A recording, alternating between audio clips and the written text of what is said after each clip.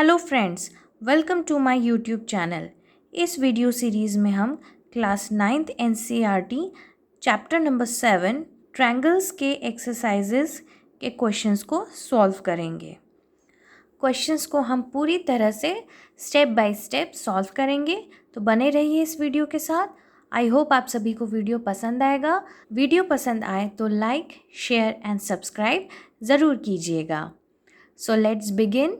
Exercise 7.1, question 1. In quadrilateral ACBD, AC equals to AD and AB bisects angle A. Show that triangle ABC is congruent to triangle ABD. What can you say about BC and BD? ये जो symbol है ये congruent triangles के लिए use होता है। ठीक है, अब ये कॉन्ग्रुएंट ट्रायंगल्स क्या है पहले ये थोड़ा समझ लेते हैं, फिर इस क्वेश्चन को अच्छे से सॉल्व करेंगे। कॉन्ग्रुएंट ट्रायंगल्स, दो ट्रायंगल को हम कॉन्ग्रुएंट तब कहते हैं जब वो हर एस्पेक्ट में हर तरह से एक दूसरे के बराबर हो। मतलब when two triangles are equal in each and every aspect we call them as congruent triangle. तो यहाँ अगर हम दो ट्रायंगल कंसिडर किए, ट्रायंगल ए बी सी और ट्रायंगल डी ई एफ, तो ये कॉन्ग्रुएंट तभी होंगे जब ये ट्रायंगल ए बी सी के तीनों angles triangle D E F के बराबर हों, एंगल्स के बराबर हों, और ट्रायंगल ए बी सी के sides triangle D E F के साइड्स के बराबर हों। कॉन्ग्रुएंसी प्रूव करने के लिए हम कई तरह के रूल्स यूज़ करते हैं, जैसे SAS रूल यानी कि side angle side rule, ASA rule यानी कि angle side angle rule, then AAS rule angle angle side rule, then SSS side side side rule, RHS rule right angle hypotenuse and side rule. अब ये rules क्या है, किस तरह से हम इसमें कॉन्ग्रुएंसी प्रूव करते हैं, ये हम एक्सरसाइज के क्वेश्चन सॉल्व करने के साथ साथ आपको अच्छे से समझाते हुए चलेंगे।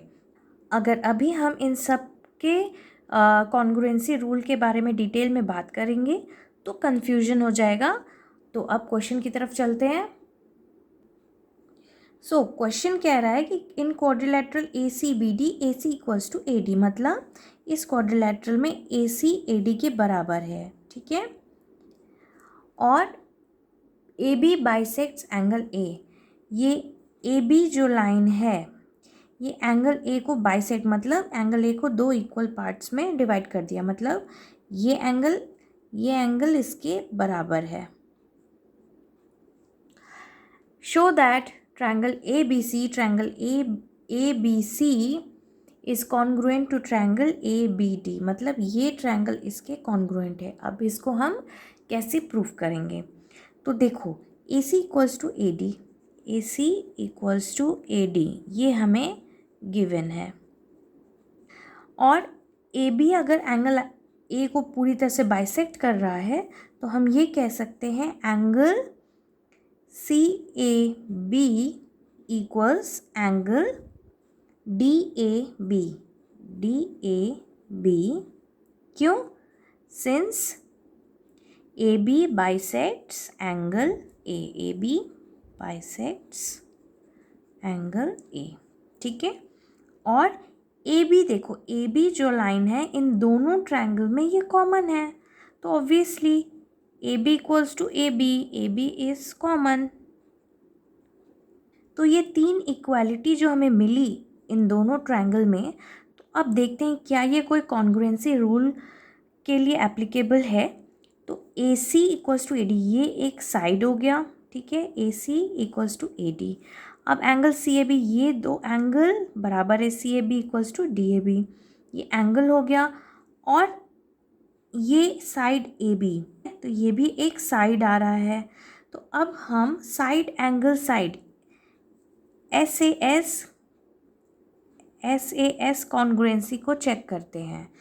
SAS कॉन्ग्रुएंसी रूल ये कहता है कि दो ट्रायंगल कॉन्ग्रुएंट तब होते हैं जब कोई दो साइड और उसके बीच का एंगल, मतलब जैसे कि यहाँ पे ये दो साइड और उनके बीच का एक एंगल इक्वल आ रहा है।